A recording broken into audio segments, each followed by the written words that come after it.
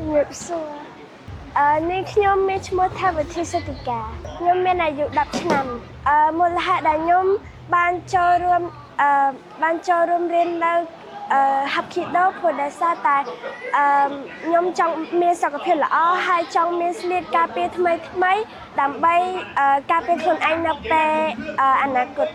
មកហាត់កីឡាហាប់ឃីដូនេះគឺខ្ញុំមានអារម្មណ៍ថាសប្បាយរីករាយហើយទៅគឺធ្វើឲ្យយើងមានសុខភាពល្អពេលខ្ញុំមកហាត់នៅហាប់ឃីដូនេះគឺខ្ញុំមានមិត្តភក្តិជាច្រើនណាស់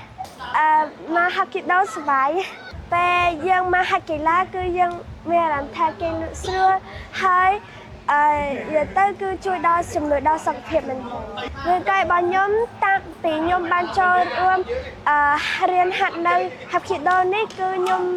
មានរាងកាយមាំមួនសុខភាពល្អអត់សូវទៅប៉ែតច្រើនទេ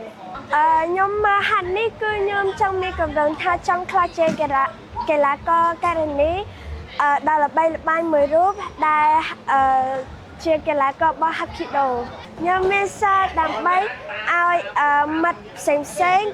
គាត់គឺចង់ឲ្យសូមឲ្យគាត់មកហាត់កីឡាហាប់ឃីដូដើម្បីជៀសវាងការមើលទូរស័ព្ទនៅផ្ទះឬក៏ការលេងល្បែងផ្សេងគ្រោះថ្នាក់មិនតែបើយើងមកហាត់ឃីដូនេះគឺជំនួយដល់សុខភាពល្អហើយសប្បាយរៀនសប្បាយហើយបាន